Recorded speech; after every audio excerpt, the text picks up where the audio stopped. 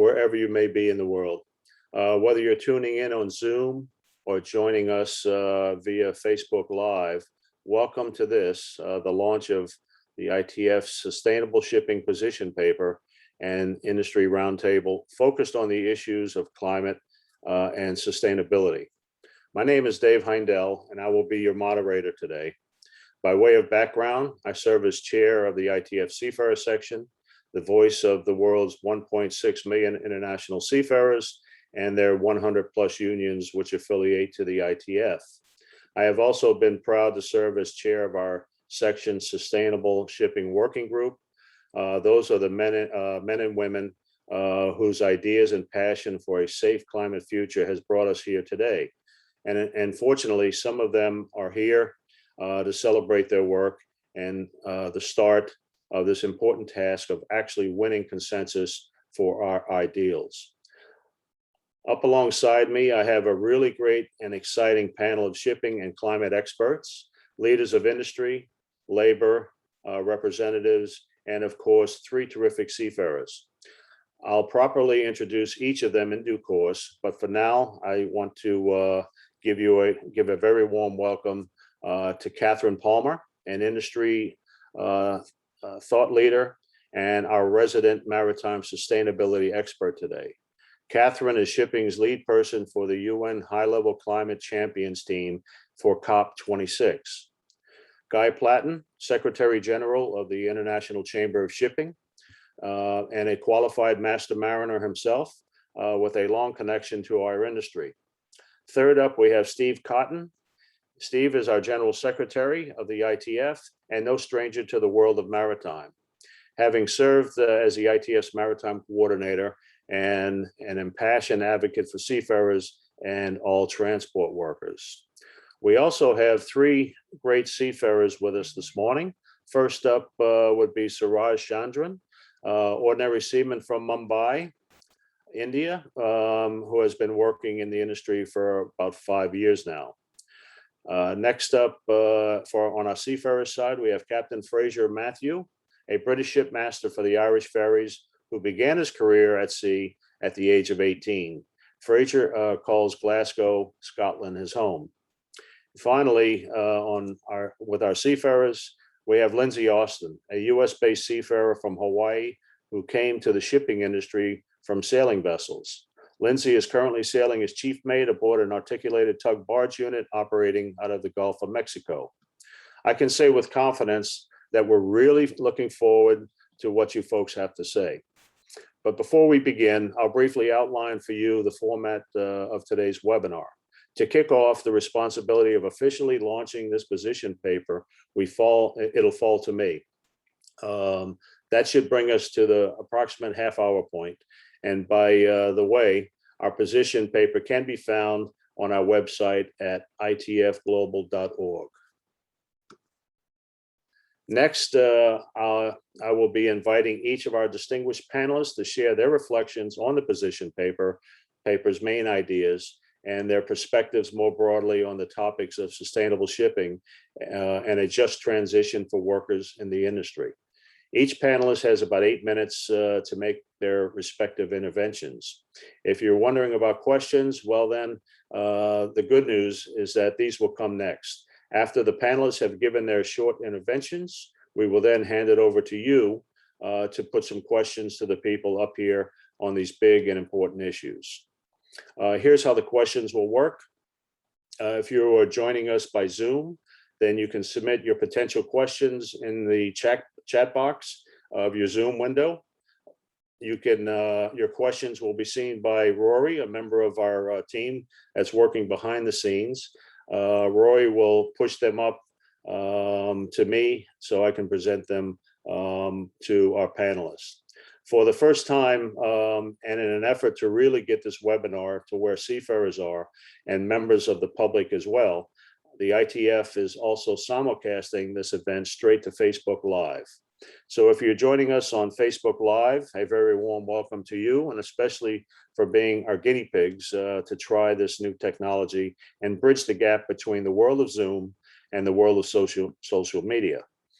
which is where most people are these days. And the people who need to hear these messages being discussed today, of course, are seafarers primarily. For Facebook Livers, you can also ask questions in a very easy way just by commenting on the Facebook live stream that you are watching this on. Our team will scour the comments for questions that can be put to the team up here and pass them on to me directly. I sincerely hope that everyone gets involved in the discussion. Even now at the outset, because this is such an exciting area of work, we are allowed to get excited about it, correct? Saving the world is pretty exciting, so please get involved.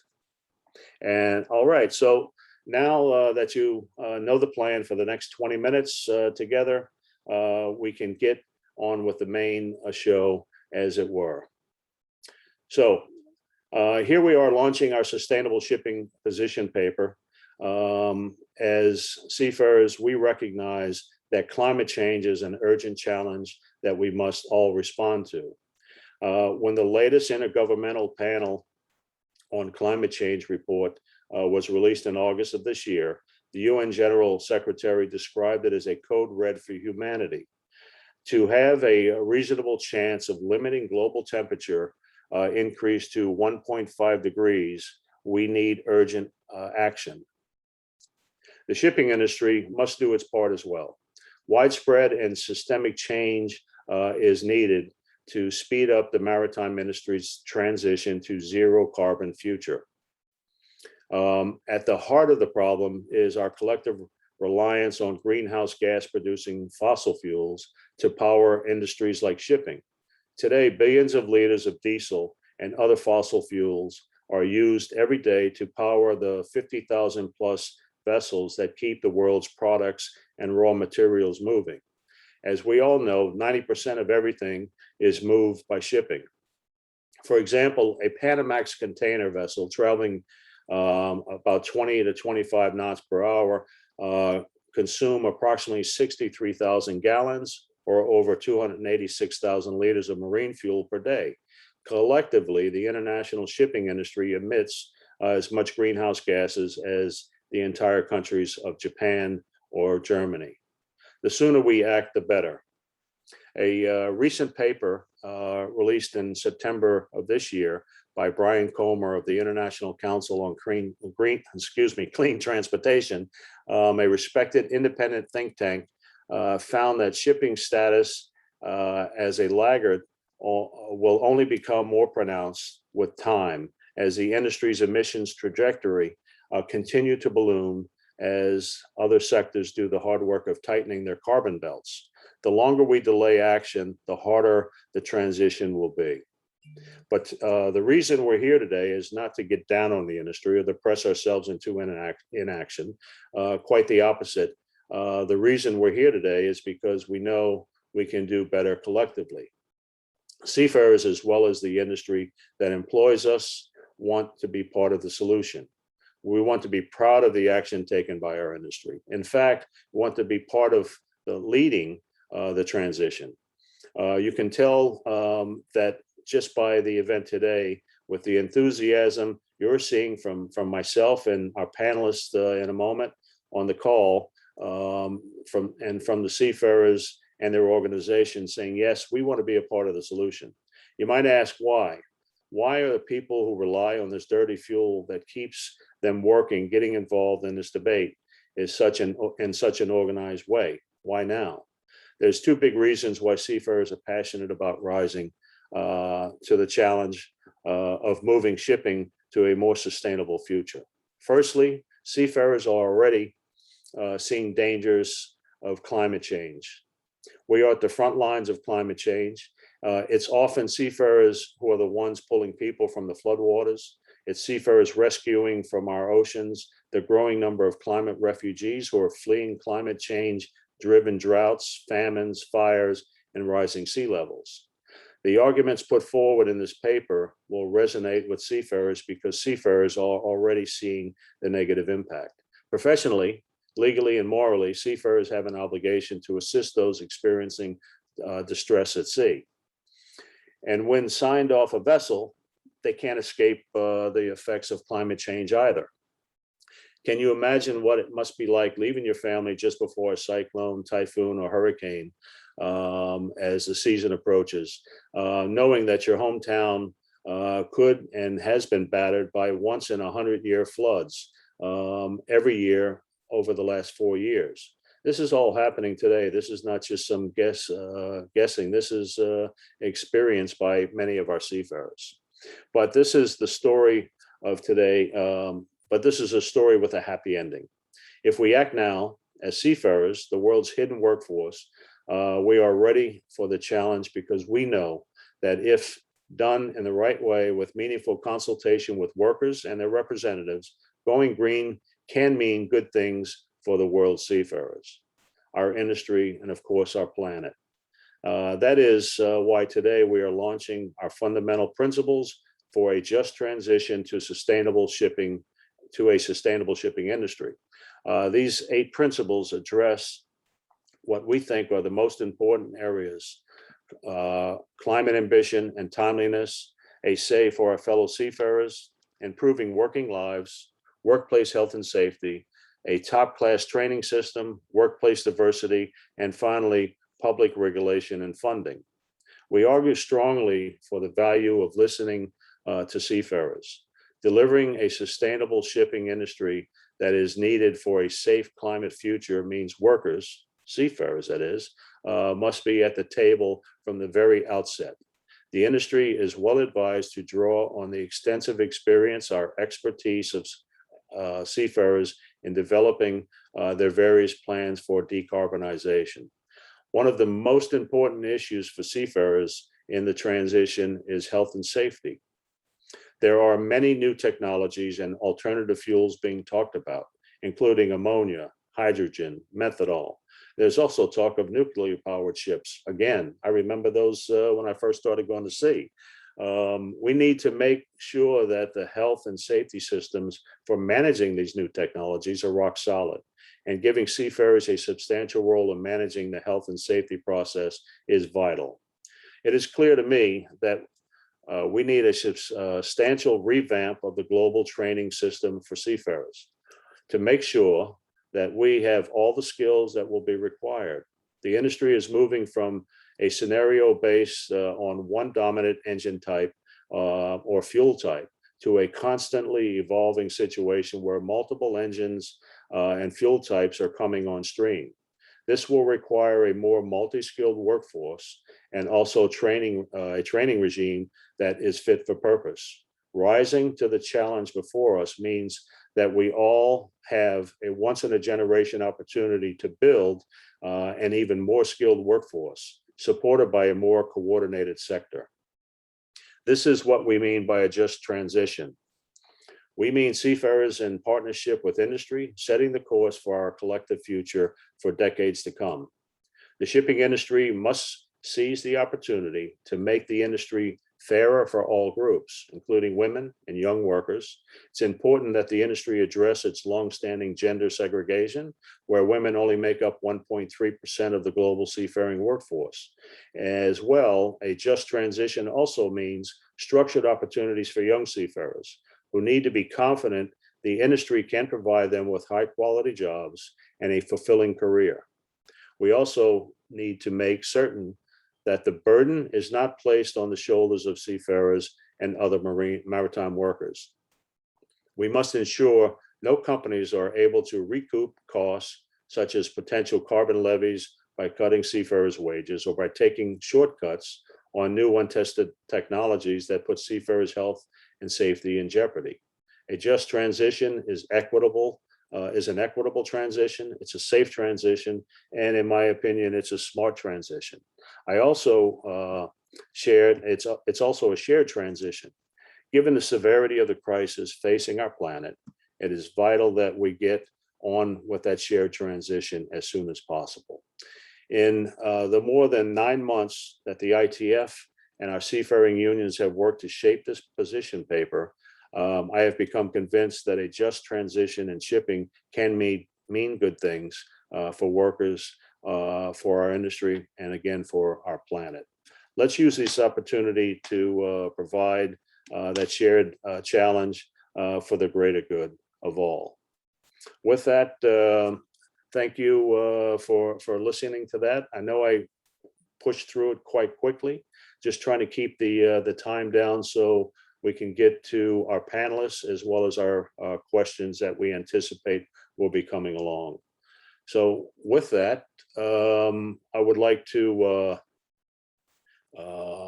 we at the ITF Global Union and our extended family, and no doubt to those of you at home tuning in to this today, are eager to hear what our panelists think of these principles. I'll first ask Guy Platten from the International Chamber of Shipping to reflect on our position paper. As I mentioned earlier, Guy has a long-standing connection to our industry. He has extensive experience in maritime, both at sea and ashore, in a career spanning nearly 30 years. I can say personally, and on behalf of the ITF, it has been a pleasure working with Guy and the folks at the Chamber during the pandemic as we pulled together as an industry to sound the alarm over the crew change crisis and to work on practical shared solutions to that crisis. I invite Guy now to talk about the steps needed for ship owners to reach net zero carbon emissions by 2050. Guy? Thank you very much, David. And I just echo our thanks also to the ITF for the outstanding collaboration we've had over the last year in tackling the COVID crisis together. And I think this puts a really great foundation blocks to build on what is coming now, what we at ICS are calling the fourth propulsion revolution. We went from sail to coal to oil and now to a new brighter future. So thank you for that. And I hope also that this is just the start of this conversation and we really work together on this to sustainable shipping. The principles contained in your policy, you cannot but argue against it with them. They are first class, and I agree with every single one of the points put down. Because I've as an ex-seafarer, I know that ship owners, seafarers are the backbone of the global economy, and they've always been central to any change in our industry. Forget the seafarers, and we cannot do the change in an equitable manner. It's for this reason that you have to be at the front and centre of these conversations about a decarbonisation transition. You are at the coalface of this change and have knowledge and expertise that must be listened to. Well, let's not repeat mistakes of the past. We must listen to your voice and your concerns, and you must have your say on the future of what I think is a great industry. I mean, as we talk about alternative fuels that we are working to develop to power our ships of the future, we must also work to upskill the seafarers who are propelling that industry and make sure the world continues to be supplied with food, fuel, Christmas gifts for the holiday season coming up, just to name but a few.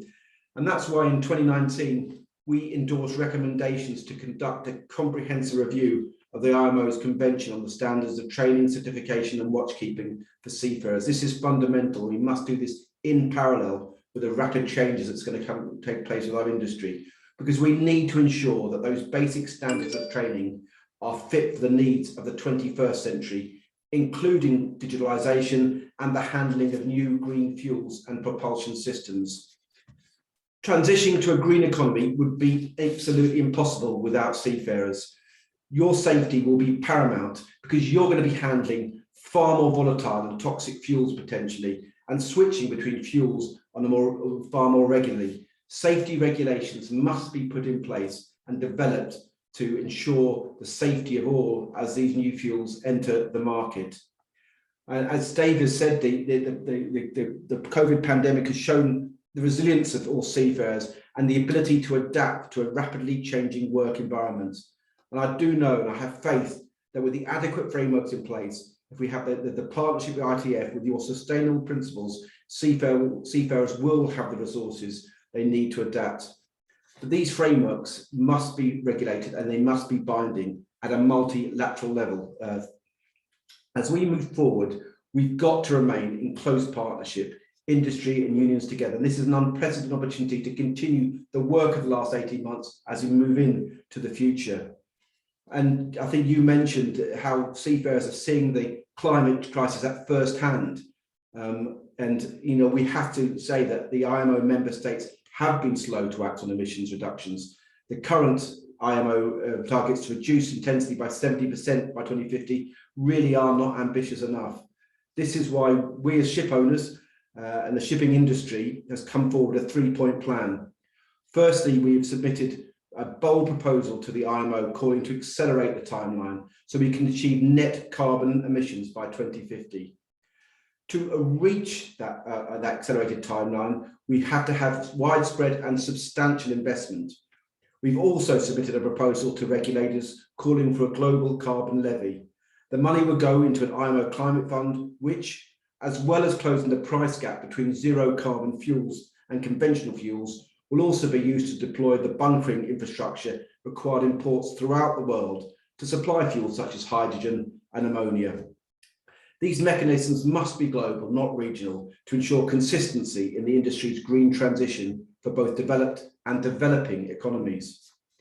But political leadership is also required to send clear signals to shipping to invest in alternative fuels. Without that political certainty, owners can't invest in the new ships required to make that transition.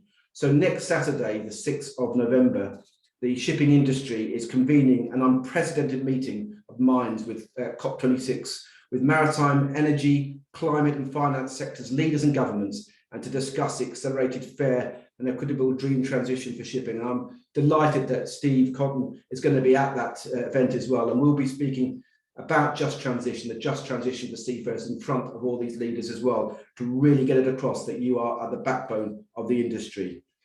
Because equity is a vital element in this green transition. We cannot leave developing nations behind.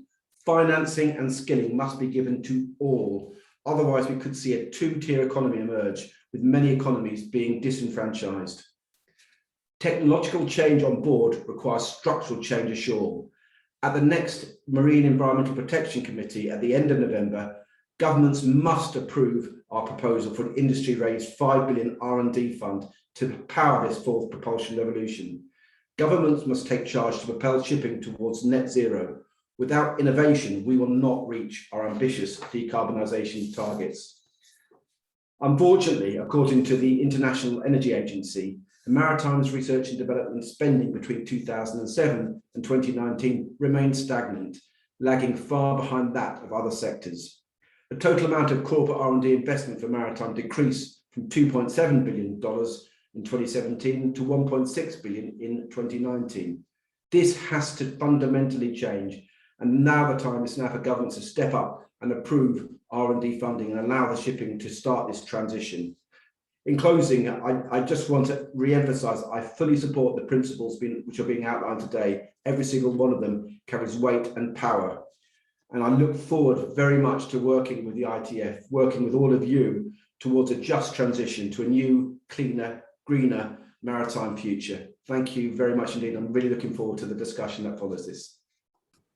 Thank you, Guy. And we certainly look forward to working with you in the chamber as we venture down this road. So thank you for coming this morning. And I'd just like to give a reminder, we will go to questions once all of the panelists have had an opportunity to speak, but you can start putting your questions in your chat box or in the Facebook Live comment sections if you wish to have your question read and answered before the end of the series. Next up, we have Steve Cotton. Steve is the General Secretary of the International Transport Workers Federation. He's a British-born trade union leader who has been at the forefront of maritime policy and global labor development over the last 20 years.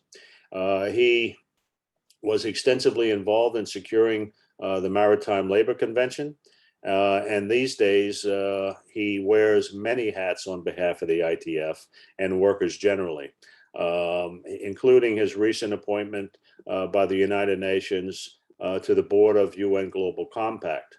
Stephen will reflect on the challenges and opportunities we have in shipping to secure this sustainable future. And with that, we can learn from other sectors as well. Steve? Thanks, Dave, and thanks, Guy, and fantastic the people that are on the panel today. I think out to all the people that are watching, a huge welcome on behalf of all of the ITF, and particularly the Seafarers, because today is a session about how we can represent you as we face these challenges.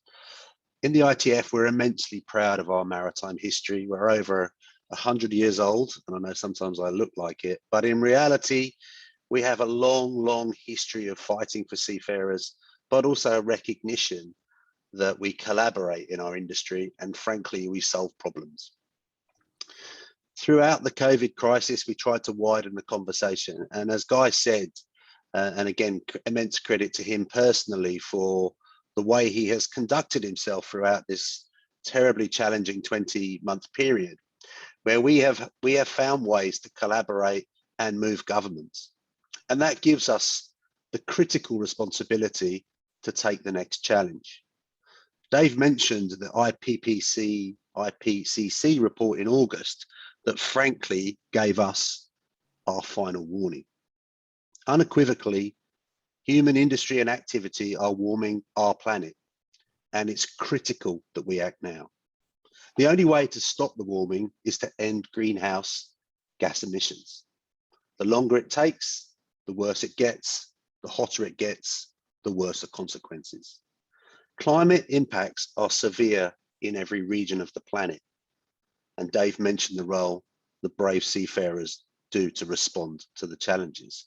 But this will continue to worsen with every fraction of degree of warming. Throughout the ITF, we represent all transport, and unfortunately, we have 25% of global energy-related greenhouse gas emissions, 15% of all the world's emissions. And this is growing fast. Shipping represents 2.5%.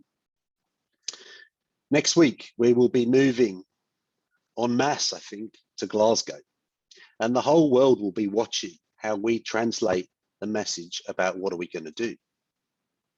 At COP26, world leaders must recognize the significance at this moment. The questions will be asked of us all individually in our roles leading our organizations, but also by our friends and colleagues. When we had the chance to act, what do we actually do to reverse the climate change? And how do we leave our planet for the next generations? Let's make no mistake, the scale of the challenge in front of us is enormous, but we believe that we can coordinate an effective response. Today, we'll look at how we can contribute and what we are determined to do, and we will also lay out a vision about how we can do it together. It's taken us a while in the ITF to convince all of our members that we need to respond to the challenges that transport is one of the sectors that is contributing to the climate warming. And in reality, we are now representing skilled, proud professionals across all of our sectors. Our executive board, representing all regions, all sectors, have reconfirmed their commitment that we must, and I say must, prioritize and agree a policy framework that guides our overall approach, but also drills down into the sections about how we can respond. They clearly identified that we may need structural change from the top down. Areas like modal shift, investment, and of course, the solidarity between the global north and the global south about how to find solutions. But these necessary changes must go hand in hand with a worker-led just transition. In our urban public transport, our campaign, together with industry partners such as C40, calls for investment, job creation, demonstrating the benefits of expanding public transport for the economy, our society, frankly, our health, as well as the climate. Our rail campaign emphasizes safety, investment, and again, multimodal cooperation. Today, we're going to talk about shipping, but we must emphasize that this investment can't just be in infrastructure. It's not just hardware, but it's skills and training. We estimate from very reliable sources that we will need between 1.4 and 1.9 trillion dollars. 1.4 to 1.9 trillion dollars to decarbonize shipping by 2050. And we want to make sure that every penny counts in that transition. So what do we mean by a just transition? We mean equality and democracy from workplaces to international institutions, to empowering you, our transport workers. Dave mentioned our poor record when it comes to including women, but we want to make opportunity for young workers. We want to understand the contribution by migrant and informal workers to lead the world in an inclusive, change-based methodology, bringing all of our unique skills, experiences to improve transport operations. Investment is critical, but we also need that to be in skills and education and training, and particularly to reaffirm the need for more women in our industry and young workers. It's also critical that we understand, and I think COVID showed that to the world at large, irrespective of where you are, how important transport is to a public good, to drive a sustainable economy, a fair society, in both public and private sectors. And of course, unsurprisingly, we'll be calling for collective bargaining and the inclusion of workers in transport planning and in governments. And at the heart of our demands and requests for just transition, we want to make sure that we provide workers with a voice and clarify the role that they can play. Seafarers' vision for shipping. The future of shipping is about overcoming all the challenges. Guy mentioned the transition from sail to coal to diesel, and we want to be recognition of the challenge we faced in the challenges we faced in the past, but also to respond to the challenges as we need to come through this. And we must coordinate an equal and fair transition through each phase of that development. And you heard again, there are many alternative fuels, and there will be many different challenges that we haven't faced with as the industry and in our skill sets. But we must agree and negotiate, how do we tackle that for the employment of our current seafarers and a career path from where we are now and how we go forward. And let's remember that this is a difficult and challenging industry.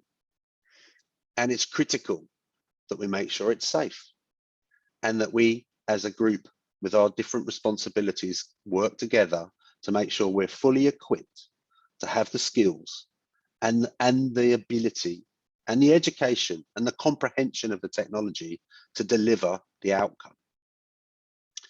And again, the equality means we must make sure no seafarers are left behind, and we must ensure the unique diversity of our workforce. And frankly, we are one of the most unique and special industries in the world when it comes to truly being global. In the build up to COP26 and over the last number of years, we've debated and built alliances. So we are announcing our support for the UN Global Compact Blueprint for a Climate Smart Ocean and the Global Maritime Forum's call to action for shipping decarbonisation.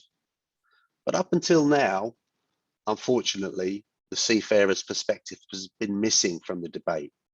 And that's why we've expedited, and we really welcome our colleagues today and the seafarers themselves, because we want you to be confident that we have the ability to represent you and defend you and build a pathway. Today, we're delivering that policy, and it's fantastic to hear Guy support the principles. But let's talk about action. Let's remember that we're a labour organisation. So we have a vision, we've laid it out, but now we need to take action. And that means meaningful engagement with today's seafarers. No one understands shipping like you do. You are the maritime industry. Guy mentions it, and I can't fail to mention it again. Throughout this pandemic, transport workers, and in particular seafarers, have moved the world. When other people have been locked down working from home, you've been on board ships, left on board ships, but you've been able to deliver personal protection equipment, medical equipment, foodstuffs, fuel, you name it. You've done it. You're problem solvers. You have the expertise.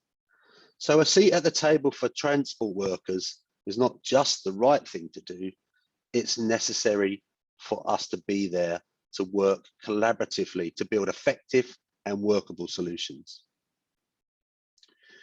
That's exactly why in the Paris Agreement, just transition for workers was included. There can be no climate justice without labour justice. No other group of workers has suffered through the pandemic like seafarers, working beyond their contracts, unable to get home, recognizing and seeing the huge challenges that COVID produced at home at huge personal risk and sacrifice. Decarbonisation of our shipping industry cannot be achieved without them. But I mentioned our unique history and our unique way of solving problems. Shipping can lay down a marker next week. It's a sector with truly global industrial relations. We have achieved so much together over many, many years. But the crew crisis has highlighted some of our challenges. But seafarer engagement, industrial collaboration at all levels, local, national, international, can put shipping at the forefront of the climate fight back, leading the other sectors, showing them the way of collaboration between workers, employers, interested parties, financiers, and ultimately governments. We are truly the world's global sector, and we can lead a supply chain overhaul towards a zero carbon, economically and socially sustainable future for all generations to come. Whether it's decarbonisation, harnessing technologies, or building back better from the pandemic, none of this can take place without the men and women in our transport sectors, and in particular our seafarers. Today, on behalf of all of our seafarers, we want to lay down a marker that we want to own our future, but we also want to extend the hand of cooperation and collaboration to make it happen. Let's do that together. Thanks, Dave. Thank you, Steve. Very insightful, and I appreciate you coming this morning. Certainly, maritime would not be the same without your contribution, so thanks for that. Next up is our final expert on today's panel. That is Katharine Palmer, who is the shipping lead at the UN High-Level Climate Champions team for COP26. Katharine is an established thought leader and an expert with almost 20 years experience working across the value chain on maritime sustainability and climate action, including most prolifically at Lloyd's Register as their global sustainability head. Katharine is interested in the value chain that needs to be developed to tackle challenges like fuel for tomorrow's fleet, and will now give her the floor to comment on our position paper as well as our principles. Katharine, thank you for joining us this morning. The floor is yours. Thank you very much for the introduction and for the opportunity to join you today. I think following on from what Guy and Steve have said, made some very powerful messages that have been given, and my work is predominantly in working with non-state actors, and as the climate champion for shipping, I'm here to be able to mobilize commitment and action from non-state actors to work towards achieving the Paris Agreement. And when I talk about non-state actors, not only is that corporate organizations or investors, but that is also cities and regions and civil society actors. And so let's not forget that we all have a role to play, and there are people collaborating and working together to be able to demonstrate action. So when it comes to the shipping industry, decarbonizing the shipping industry, is essential. Shipping is essential to countries being able to achieve their net zero targets.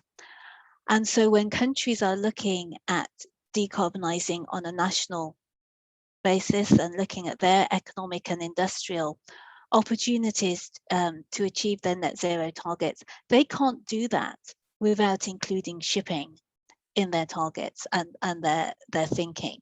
And in the same way that shipping can't decarbonize on our own without the collaboration of governments and of other sectors.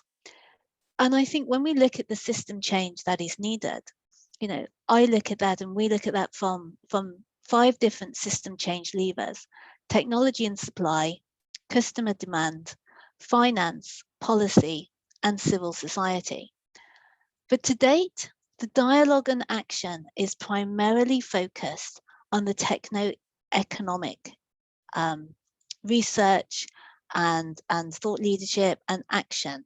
We focus on which fuel and technology pathways, which of these fuels are going to be the most cost competitive. These are the questions that I'm always asked: which fuel, which one's going to be the most cost competitive out of all of these? But actually, this concept of a just transition is gaining an increased focus from a policy level, from a business level, and also from civil society. So we can't just focus on the techno-economics. We have to put humans at the center of this transition. And so what that means is we need to ensure that the substantial benefits are shared widely as we transition to net zero, and whilst also we support those who may stand to lose economically. And that might be on a country, region, industry, community, or even individual level.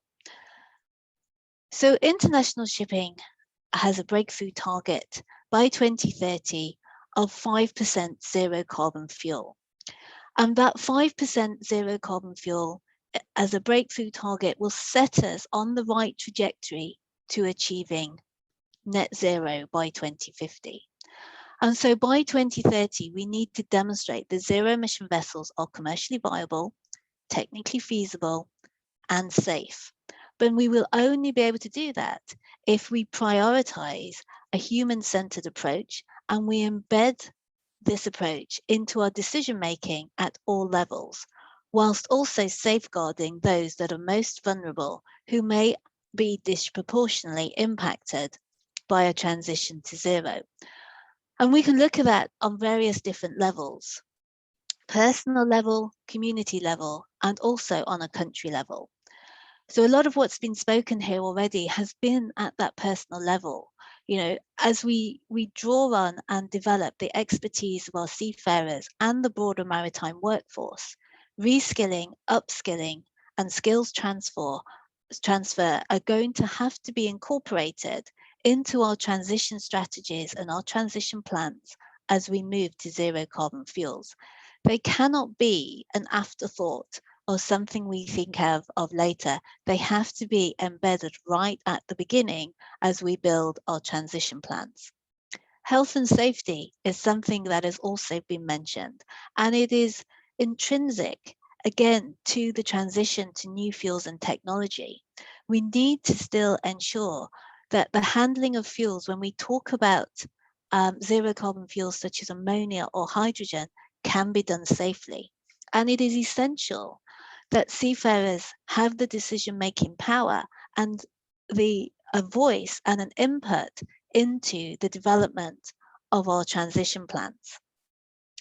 But not only does the transition to zero offer opportunities on board ships, it also offers opportunities across the entire value chain.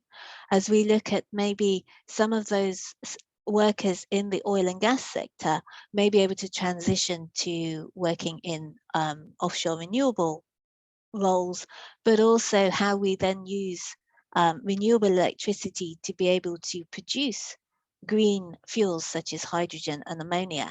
So it's not just workers at sea. I look at this from across the whole value chain to be able to see where those opportunities for reskilling, upskilling, transitioning, and then also how we transfer knowledge from one sector to another. But not only do we need to look at the skill set, but we also need to look at diversity and inclusiveness, and how we also attract new talent to a zero carbon shipping industry. How exciting is that to be new talent wanting to come and young workers wanting to be part of a zero carbon shipping industry. As an industry, we have lots of opportunities around innovation. Like we said, when we talk about digitalization as well as decarbonisation. And I think there's such opportunities in the sector at the moment as we transition to zero for decent work that can be created across the entire value chain. At a community level, we also need to ensure that as we develop new low or zero carbon technologies, they don't just only favour those groups that have existing wealth or willingness to invest. So we need to ensure that we transfer that technology to those that maybe don't have the ability to invest in it or be part of that innovation right at the beginning. And we need to, when we start looking at new resources that are going to be needed for a zero carbon economy, with, for example, lithium, for battery technology, we need to ensure we don't create poor community conditions that could lead to potential exploitation of workers as we need new resources.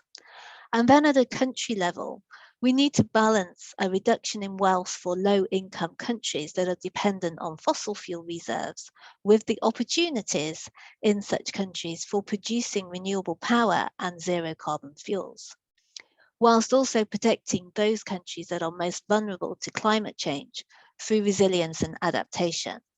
It's actually many of the developing countries that we are seeing are really well positioned to become the future suppliers of zero carbon fuels for the shipping industry due to the access to cheap renewable electricity that they have.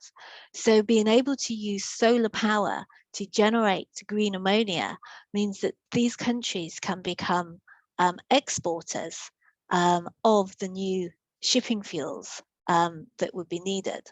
So there's some really significant opportunities at all these different levels, whether they be personal, community, or country levels. And we see that policy, supply, investment, and civil society are likely effective levers to ensure that we do have a just transition. We need to have policy that advocates for public funding and policy that advocates for reskilling of such communities. We need the supply levers to endorse the reskilling of low and zero carbon roles. We need to ensure that infrastructure being built in local communities provides opportunities for decent work and balances gender in such new roles, whilst encouraging investment into renewable projects in low-income countries and ensuring that we have de-risking policies for such emerging market investment needs. And lastly, civil society, we need to ensure that we amplify the voices of those who are advocating for reskilling and for aid for resilience and adaptation, because it is essential that no one is at risk of being left behind. So the entire maritime value chain has a vital opportunity to support a just transition for shipping. And we need to ensure that we increase worker participation through social dialogue and stakeholder engagement to enable a greater diversity and inclusion, mitigate job losses through skills development, whilst creating new green and decent jobs and advocating for government policies to support this. So having a just transition front and centre of the dialogue and action to accelerate shipping's transition to zero is essential. And I really do welcome the policy that you set out today. The principles are just spot on and perfect. And I look forward to being able to work with you to turn this into action. So thank you very much. Thank you very much, Katharine. Very insightful. I look forward to working with you in the future to achieve our goals. So thank you very much for not only coming this morning, but for your contribution this morning. Next, we have our Seafarer guest who have joined us this morning to get actual testimony from our seafarers, the ones who walk the deck plates today. So I'd like to first welcome brother Sooraj Chandran, who is joining us from Mumbai, India this morning. Sooraj has been a seafarer for 5 years, as mentioned, working aboard a range of vessels, but most recently on board a bulk carrier vessel transporting cargo such as sugar, construction cement, and scrap destined for metal recycling. Sooraj says he is concerned about climate change because he can see it impacting the cities and villages in the state in which he lives. And also because of the growing, sometimes unbearable heat and humidity, seafarers like him are now experiencing on board vessels in ports near the equator. Heat and humidity, he says, is a new and potentially dangerous phenomenon. Sooraj is a member of the National Union of Seafarers of India, and I would just like to welcome Sooraj. The deck is yours, Sooraj. Thank you so much. Hello everyone, my name is Sooraj Chandran. I am a member of National Union of Seafarers of India. I'm a seafarer, and recently I have sailed in a bulk carrier. I would like to share my views, what I have experienced during these climate change problems. Like because of climate change, we seafarers suffer the most. Like we say, we are the backbone of economy. Similarly, we are the backbone of emitting carbons. Like we go around the world, and because of that, we are the one step ahead of emitting carbons. So my views, what I want to share is during the cargo handling, like if you are loading some cargos, and due to this climate change, there might be some rain, and because of that we mostly stop our cargo operations, and this also lead to great loss to the company and also the seafarers who unknowingly extends their contracts, and like that the climate heat, it's getting hotter in some areas. When some seafarers who work in engine rooms, they seafarers knows the pain, how hot is the engine room. So due to the climate change and all the situations happening all over the world, like the climate is becoming hotter, and also the engine room is also becoming hotter, and the seafarers also suffer a lot. So similar ways in my areas in India, we due to this climate change, there are climates like during summer season there are more heat, and during rainy season there are more rains, like it's happening all over the world, all over in India, like flood has come, and many of the many of the people in the city have lost their home. So thank you so much for allowing me to say this. Over to you. Thank you, Sooraj. And best of luck to you in your future sailings, and look forward to meeting you someday the next time I'm in Mumbai. So Thanks for joining us this morning. Next up, we have Captain Fraser Matthew. He is a Glasgow-based master who is currently working to undertake up to 10 sailings a day between Calais, I don't know if I'm saying that right, and Dover, across the English Channel. Captain Matthew says he is passionate about these issues because seafarers like him are already experiencing the impacts of greater responsibilities being added to their shoulders, such as in assisting climate refugees crossing bodies of water in desperation, and also in greater culpability for environmental impacts from their vessels, part of the rising trend of criminalization. Fraser will talk to us about these issues and how we need to make sure that we make these jobs better for the future to attract the next generation of seafarers. Fraser is also a member of Nautilus, and I welcome him to take the floor. Fraser? Yep, very good morning, good afternoon, everyone here from a rather wet, rainy Glasgow.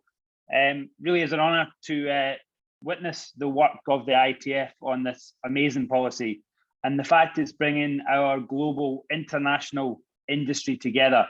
Guy and Stephen, it really is amazing the work you've done over the last 12 months, and it shows that seafarers and ship owners can work together to deal with something like COVID-19.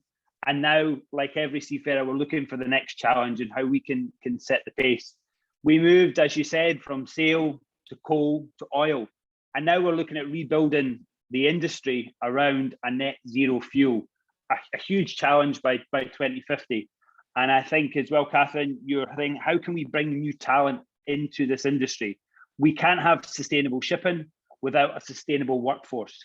Now, unfortunately, that then highlights a lot of other problems on an industry that desperately needs reform. It's great to hear that you're going to be looking at the standards of training and watchkeeping being at the forefront of how do we fight this new fuels. Now, STCW hasn't been reformed since 1995. And which other industry have you not reviewed your training for 26 years? Now we're moving to ammonia or hydrogen and all the risks and additional training that's required for that. We really need to look at how do we support the seafarers, the training establishments, that we don't alienate a lot of seafarers that skills are maybe outdated, and we support this new industry as it goes forward. And the additional costs might then limit employment opportunities for certain seafarers. And so I really do think it's encouraging the ITF and yourself, Katharine, identified that from the get-go. Big concern from my level, unfortunately, is the increased criminalisation of seafarers. With this move now to lower sulphur fuel and the sulphur content of fuel, unfortunately, due to the legislation, it becomes the responsibility of the master. He can take delivery of apparently a low sulphur fuel that, if unfortunately it then fails the tests that comes back, he is liable for that. Now, I don't understand how somebody can be liable for something that's delivered, but there is a big worry that the increase in criminalisation on seafarers is only going to increase as we move to alternative fuels, more dangerous fuels, and a more dangerous working environment if it hasn't been risk assessed and supported and trained properly. I mean, Steve mentioned that stowaways and refugees. We are, for the first time in the new route that I'm operating, I've witnessed firsthand how big the influx across the channel of refugees and the risk these guys have taken to move to a different company, a different country, and for whatever reason, with climate change or other reasons. And again, that falls to us as masters, as seafarers. We are bound by SOLAS and moral obligations to offer as much assistance to these refugees as possible. And it's really how can we better prepare? How can we be better prepared to support these situations? And it's not going to leave us liable. Again, we're talking about a sustainable workforce. We have big issues between recruitment and retention. COVID-19 is also as another reason why seafarers are less likely to carry on a career at sea or be attracted to a career at sea. So unfortunately, it shines a light on where we're also failing in industry and where else we need to reform. crew welfare, crew accommodation, crew standards on board ships are not even to the par that most people would stay in a 2-bedroom motel.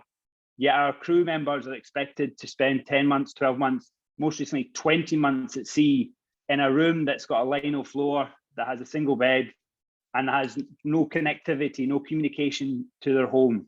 How can we build a sustainable workforce for a sustainable future in a net carbon industry if we can't retain or attract the next generation of seafarers? I really feel that, you know, we have shown that we can work together. We like change as seafarers. We always work together to work forward. But unfortunately, in certain areas, we are lacking behind the rest of the world. So the real concern for me as a master, as a seafarer, is that when we look at rebuilding our industry around a new fuel, rebuilding it around a net zero area, we look like to build a better and a fairer industry around that as well, as we can work together as a global organization and industry. It's one of the best things about being a seafarer, and one of the best things highlighted with these 8 principles. I think really excited by the work of the ITF and the work going forward that this document will be bringing. Thank you, Cap. Appreciate those insightful thoughts, and look forward to meeting you as well. I'm sure we'll be having more conversations about this together at some point in the future. Thanks for coming along this morning. Last, but certainly not least, we have Lindsey Austin. Lindsey is a chief mate on an articulated tug barge unit operating out of the Gulf of Mexico, sailing out of the Port of New Orleans. She'll be joining Monday, I think she said earlier, aboard the vessel again. But Lindsey, like Captain Matthew, is already seeing the obligations of a transition to sustainability being lumped on the seafarers with little regard for their already demanding workload. Lindsey also sees the incredible opportunities that the challenge brings. Coming to shipping from a childhood as a early career sailing schooners and other sailing ships off the coast of her native Hawaii, Lindsey sees great value in preserving our environment for generations to come. She has seen firsthand the environmental impact of overfishing and most recently of climate change in the form of coral bleaching and rising water sea levels. A proud member of my union, the Seafarers International Union, with a long involvement in the union's training programs. Lindsey will give us some reason to be hopeful and talk to us about how we can reach and train the next generation to keep rising to the shared challenge. Even many of us are probably going to be gone by the time a lot of these young folks that are just coming into the industry. How do we protect and reserve those seafarers coming into the industry today? How do we make it an attractive industry? So with that, Lindsey, thank you for coming this morning and getting up early. It's much appreciated. The floor is yours. Good morning, everybody. My name is Lindsey Austin. Thank you for that introduction, Mr. Heindel. I appreciate it. I'm grateful to be here today. Like you were saying, I'm from Honolulu, Hawaii. I grew up sailing through the Central and South Pacific on my father's schooner, 80-foot steel hull schooner. And during that time, I was surrounded by beauty and by the ocean and by the environment. And then making that transition from sail to the merchant mariner industry and working in the petroleum industry specifically, I've seen a lot of change and change for the good as far as the industry is concerned. And now I've just go from heavy fuel to burning low sulfur fuels at 10 parts per million low sulfur fuels. And with that transition came education and training. And being in the petroleum industry, we have a lot more regulations as far as training is concerned. But what I've noticed working with seafarers, and especially young seafarers, is the more that we educate them and train them, the more they feel empowered towards change. And so I know concerns are based on health and safety when it comes to these transitions to different fuels or to a ballast water treatment plant, and that those are valid concerns. And as a result, my union with Mr. Heindel at Seafarers International Union, we have a training school, and some of the vessels that we contract with are transitioning to LNG, or liquefied natural gas. And as a result of that, our school has created courses to train seafarers and how to deal with this new fuel that we will be burning, and how to protect themselves, and how to advocate for their health and health standards on board. And another part of this industry that's important is what we were saying earlier, is attracting seafarers to this industry, and working with our communities at home, and working with educating other people about this industry. A lot of folks don't even understand where their consumer products come from, or how their products get to their destination or their home. Coming from Hawaii, even people in Hawaii don't realize that most of these products are coming in by ship. It's not necessarily visible to everybody. So I've noticed that it's important to go to high schools and to work with counseling and counselors and high schools to educate the youth about this industry. With that, we also have to educate them about climate change, which we do a lot of in Hawaii, and which our companies are doing a lot on board right now. But I've noticed that if you empower people and you educate the seafarers, they're more likely to adopt habits of change. Those are my feelings on going zero emissions by 2050. Thank you very much for this opportunity. Thank you, Lindsey. Look forward to, of course, seeing you again next time you come up here to Piney Point. It's been a pleasure knowing you and your short, I guess, relatively short career. It's about 10 years now, I believe. And you went from a trainee all the way up to being a chief mate on a very sophisticated tug barge unit. So congratulations, and thanks for coming and waking up early and joining us this morning. Okay, we've had our panelists that have put a lot on the table, and I've noticed since all of the discussions that have been taking place, there's been a plethora of questions that have come through so far. So I'll start, if you will, with question number one. And let me see. Question one, and I know I'm going to chop up this name. Please forgive me, but it comes from Elio Pung Lagao. I know I messed that up. His question is, what are the possible positive and negative side effects of the transition to a sustainable shipping industry? Anybody care to take that one on from the panel? Was that a yes guy? I'll come in. Yeah, I seen your hand go up. Sorry. I think that's great. No, I think actually there's possibly more opportunities than there are negative sides of it as well. I mean, we've just commissioned some research which actually says if we're going to have to move the fuel, the zero carbon fuels, in the places where they're made to the places where they're needed. And that's going to result in an increased number of ships, in my opinion, to do that. So increased opportunities. I think also the excitement of digitalization, the sophisticated systems presents real opportunities to upskill for our seafarers, and to be really able to sort of manage those new challenges going forward.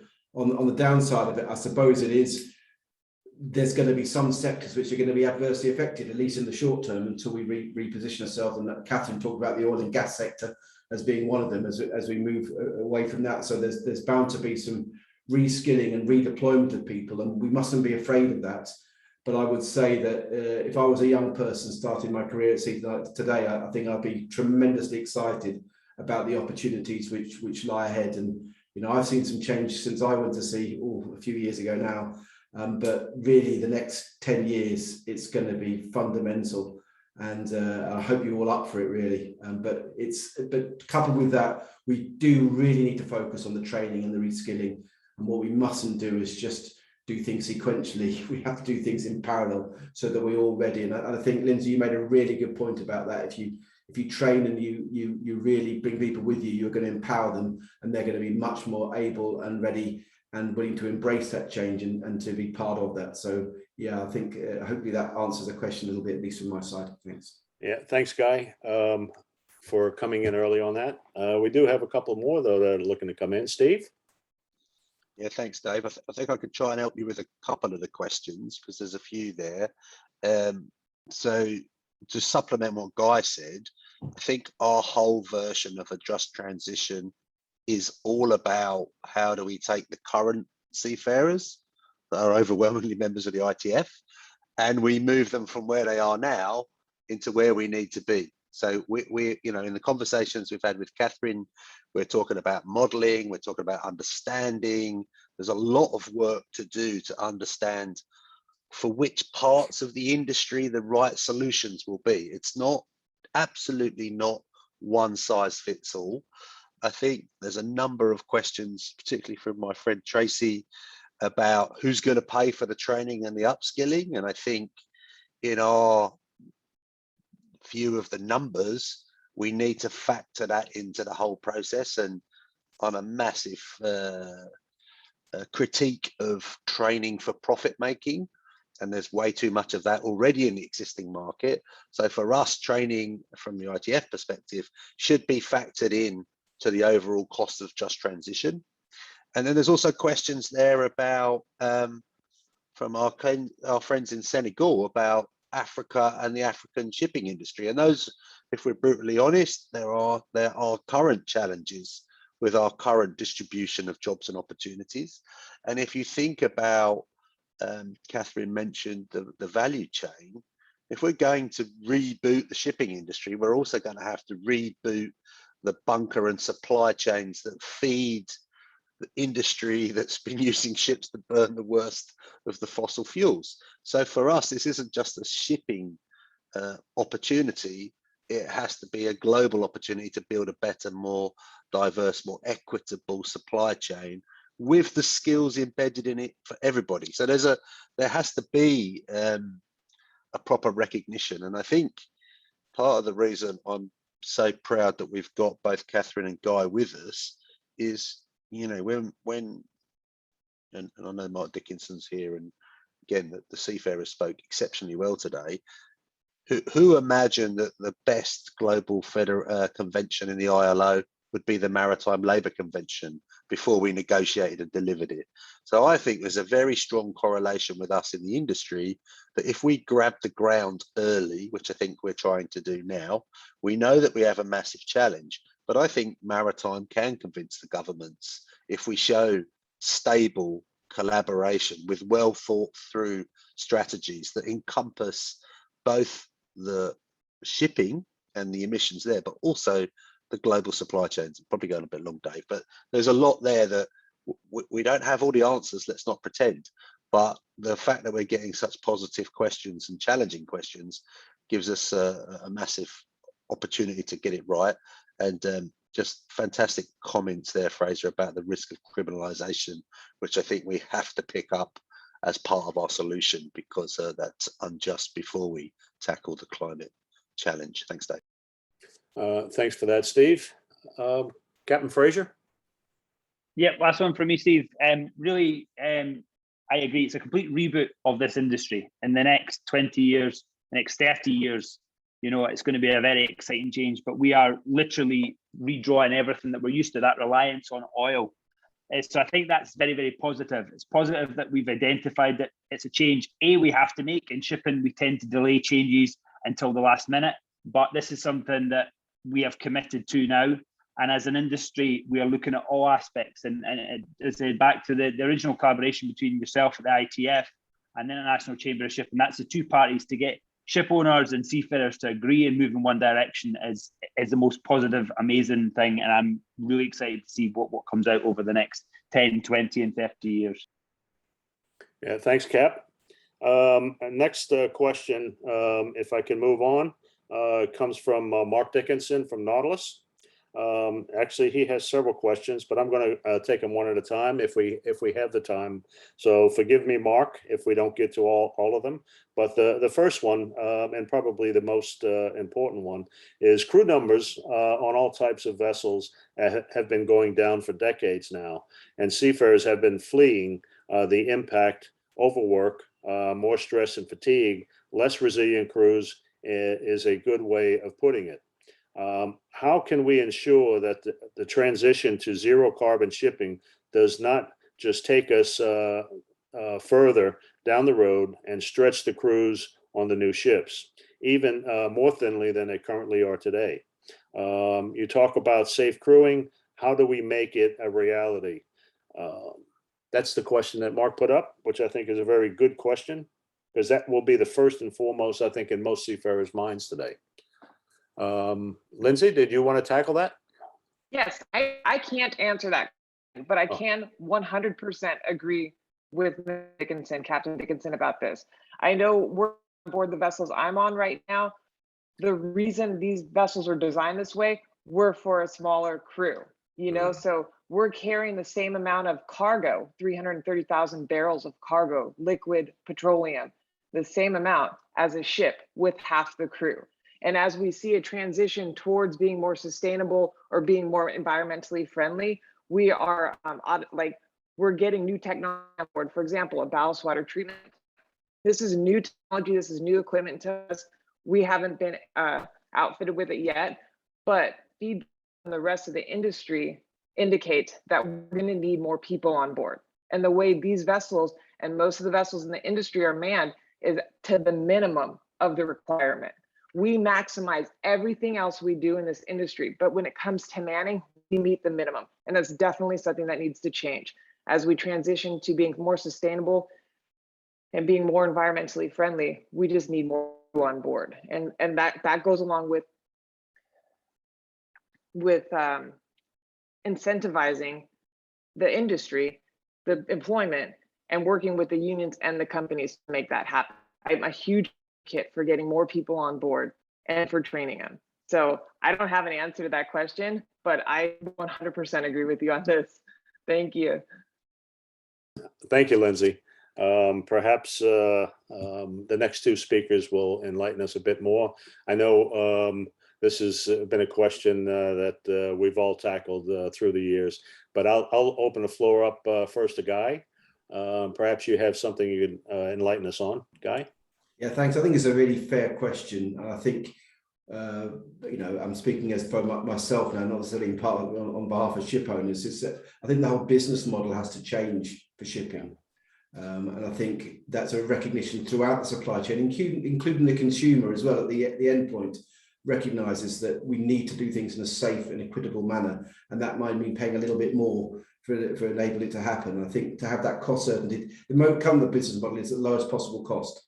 So, you know, which is hopefully compatible with safety as well, but maybe we need to turn that on its head as we build back on this in this next generation of ships and how it actually works. So I think the way to do that is good dialogue. Let's talk now. And certainly I was, and Katharine was there as well, and Steve, we were at a thing called the Global Maritime Forum for the last couple of days in London. And there was a lot of talk about that. And I think an overall recognition that going forward, we must look at this in a different manner and perhaps use this as an opportunity to look at the whole business model of shipping and how that should be reconstructed going forward.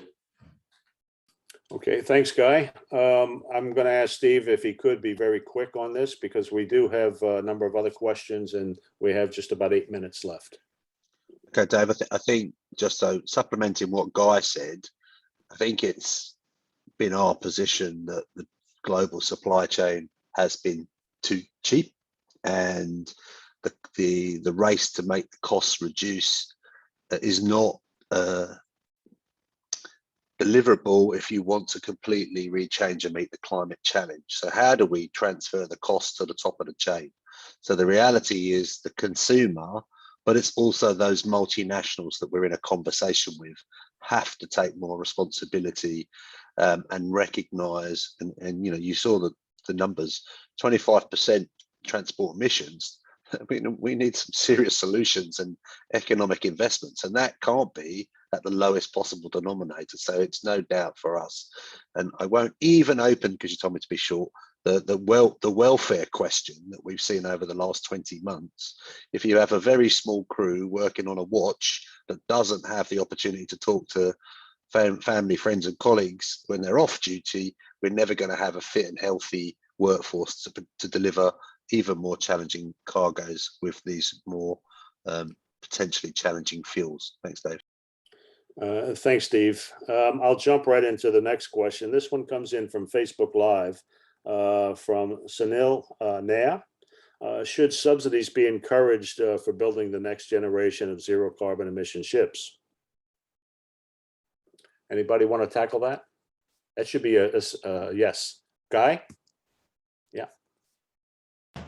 Thanks. It's subsidies is always a difficult thing. I do think we have to incentivize ship owners and others to invest in the new technology. We put forward, for example, a comprehensive suggestion for a market-based measure. We believe a market-based measure, whether it's through a levy or other means, which will then bridge the gap between the zero carbon fuels and the existing fossil fuels. That money should therefore be used then to incentivize and perhaps reward those first movers in order to actually accelerate this transition. So what we do want governments to do is also to create the infrastructure that will enable these zero carbon fuels to be produced at scale, because at the moment that's just not happening. So and I'll give you an example. Maersk recently announced an order, I think it's 9 methanol powered ships. But if you're looking at green methanol, it would take the entire offshore wind energy production of Denmark to power those ships. And that gives you some idea of the scale we need when we're talking about 65,000 ships worldwide. So there's some huge questions there to be answered.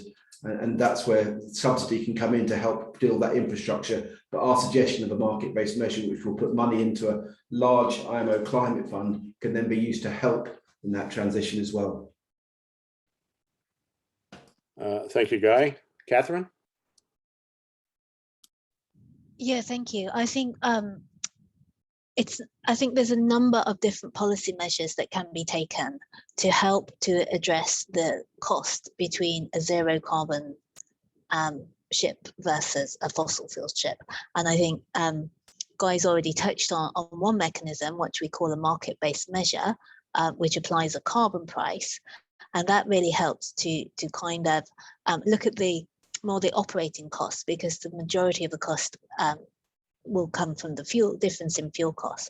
But when you look at other kind of policy measures which have been used in maybe other sectors, you can look at whether it is subsidy or whether it is feed-in tariffs. There's other kinds of mechanisms that can really help start the transition, because we're really at the beginning of this transition.